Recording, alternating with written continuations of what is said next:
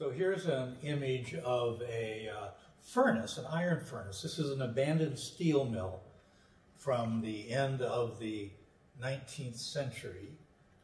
It's in the Upper Peninsula of Michigan. It's about 6 miles from my cabin in the Upper Peninsula.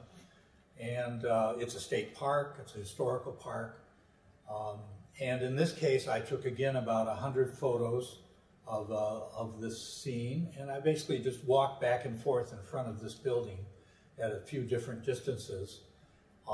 And from those 100 photos, again, the computer program, the structure from motion computer program figured out where all the cameras were and where all the details of the scene were, and reconstructed a full 3D model. So you're seeing the perspective change because Arthur is walking around the room wearing the tracked glasses, so you're seeing his point of view of the scene. But it's a full 3D experience, both in terms of stereo and immersive surround images. But here, more importantly, you can walk anywhere in the scene. You can actually walk into that building and see some of the details near the entrance. And you can see the building from the right and the left. So over a fairly large area, you can move around and see the correct 3D point of view. But you still capture the kind of natural textures of this old limestone block building and brick building. For one of the applications for this, of course, is cultural heritage. This is a piece of cultural heritage from essentially the 19th century industrialization, where the Upper Peninsula supplied all the lumber for the Midwest and all the coal for the Midwest, or a lot of it, and also between the coal and the limestone and the birch trees from this area supplied the steel for the Midwest. So this cypress tree behind me was one of my first successful points acquisition with a camera, and this only took about 20 images, and it's from a cypress swamp in the Delta region of Mississippi.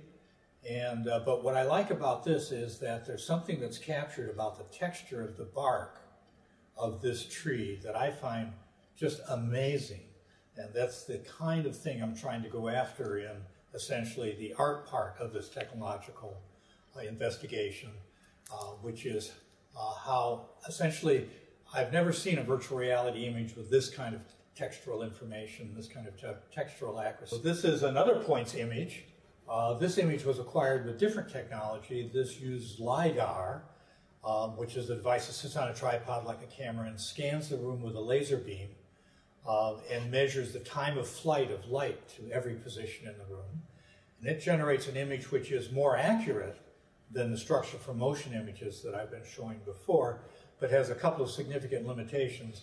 One is that it's a device that's so expensive that I wasn't able to take it to Saudi Arabia when I wanted to. And the other aspect is that there is some danger involved with it. You have to control people so that they don't actually get in the way of the laser beam. So it's a little more restrictive, but in certain environments it produces a higher quality result, especially in terms of measurement accuracy. So if I was charged with documenting some important piece of architecture, I would probably use this technology because I could take measurements and say the walls were exactly, 1.5 meters apart or something. The structure from motion, it's a little bit wobblier reconstruction of the environment. But what's important about this display is that I've also taken registered panoramas in this scene, so that now we can dissolve to a panorama within this house, and we'll be able to see it with the kind of photographic realism that the pans are good at showing.